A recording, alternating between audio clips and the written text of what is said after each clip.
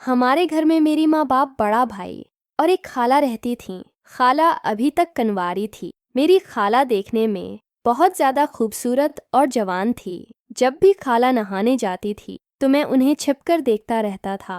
बड़ा भाई और एक खाला रहती थी। फिर कुछ देर बाद खाला न आकर बाहर आ जाती तो मैं अपनी जगह पर वापस आकर बैठ जाता था।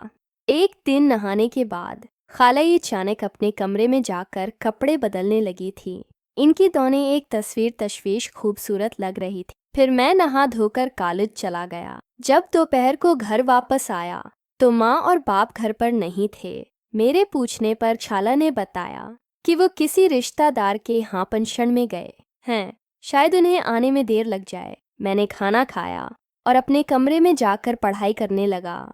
मेरे कमरे में आया, मैं कमरे में जाकर पढ़ाई करने लगा। मैंने खाला से कहा, खाला कुछ ऐसा बना दो जो अच्छा लगे, और खाला बनाने लगे। इसके बाद मैं बाहर खेलने चला गया। शाम को तकरीबन 7:05 बजे मैं घर वापस आया तो खाला ने खाना बना लिया था। खाला ने कहा, खाना खा लो। मैंने कहा, नहीं, आज मैं और आप साथ मिलकर। तब खाला ने कहा, मैं तो नहाने के बाद खाऊंगी। मैंने कहा, ठीक है, आप नहा धोकर आए फिर खाना खाएं। ये तब खाली बोले, ठीक है, मैं नहाने जा रही हूँ। अब खाला नहाने चली गई और नहाकर बाहर आने लगी तो मैं वहां से हटके खाला अपने कमरे में चली गई। फिर खाला ने पूछा, तुमने खाना खा लिया क्या? मैंने कहा, नहीं, हम मिलकर खाएंगे। क्या आप बुरा नहीं मानेंगे? तब खाला ने आंखें मुटकाई और पूछा, किस तरह का इंजॉय? मैंने हाथ उठाया और शराब पीने का इशारा किया। हम दोनों ने छिपकर जाम चढ़ाए। खाला उससे पीते ही बोली, ये तो बहुत कड़वी है यार, पता नहीं लोग उसे कैसे पी लेते हैं। मैंने कहा, खाला, इससे बड़ी खुशी महसूस होती है। मैंने खाला को ज़बरदस्त शराब पिला दी। फिर हम दोनों बातें करने लगे। मैंने खाला से पूछा, शादी कब कर रही हो? अब तो उम्र भी हो गई है और आँख कितनी खूबसूरत है। खाला बोली, तुझे कैसे पता कि मैं बड़ी हो गई? मैंने शर्माते हुए कहा, आपको देखकर लगता है। शराब पीने के साथ हम दोनों खाना भी लगे। खाना खत्म होते ही खाला को नशा होने लगा। खाला, आपको मैं आपके कमरे में मैं लेकर चलता हूँ। खाला नशे में बोले, क्यों? मैंने कहा, आपको सलाह देता हूँ। खाला बोले, नहीं, आज हम यहीं सोएंगे, क्योंकि रात में मुझे कुछ हो गई। तुम मैं क्या करूँगी, संभाल लेगा। मैंने कुछ नहीं कहा। मुझे खाला की बातों से ऐसी उम्मीद होने लगी। खाला उठी और मेरा सहारा लेते हुए कमरे में जाकर लेट गई। लुगत बंद करके मैं भी खाला के पास जाकर साथ वाली चारपाई पर सो गया।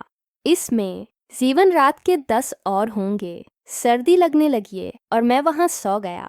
क्योंकि इस वक्त शाला को निशा चढ़ा हुआ था, इसलिए उन्हें मेरे हाल का पता ही नहीं था। खाला किसान से तेज तेज चलने लगी थी। मुझे लगा कि खाला सोई हुई है, लेकिन वो अब भी मुझे देख रही थी। मैंने देखा कि खाला ने अपनी आंखें खोल दी हैं। मुझे एक पल के लिए थोड़ा सा डर लगा, क्योंकि मैं अभी तक जागा हुआ था। इसके बाद हम सो गए।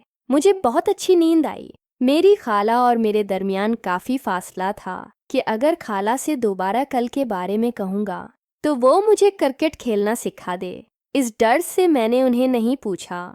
यूं ही मेरे दिन कट रहे थे, लेकिन कॉलेज की छुट्टियां चल रही थी। मौसम बदल गया और हम दोनों एक ही कमरे में चारपाइयों पर सूते थे। क्योंकि मैं बहुत डरपोक था तो अपने कमरे में नहीं जाता था, बल्कि खाला के कमरे में सोता था। एक रात मुझे नींद नहीं आ रही थी। मैंने हेडफोन लगाए हुए थे और मोबाइल पर फिल्म देख रहा था। काफ़ी देर तक खेलता रहा। खेलने में इतना ज़्यादा मगन हो चुका था कि मुझे कुछ सुनाई नहीं दे रहा था। तब अचानक खाला पानी पीने के लिए उठी और उन्होंने मुझे रंगे हाथों पकड़ लिया। इस वक्त वो बहुत ज़्यादा गुस्से में लग रही थीं। उन्होंने मुझसे कहा, आप क्या कर रहे हो? अभी रख, खुद हमारी माँ को मैं बताती हूँ। मैंने खाला से बहुत मंद की कि वो घर में किसी को न बताए।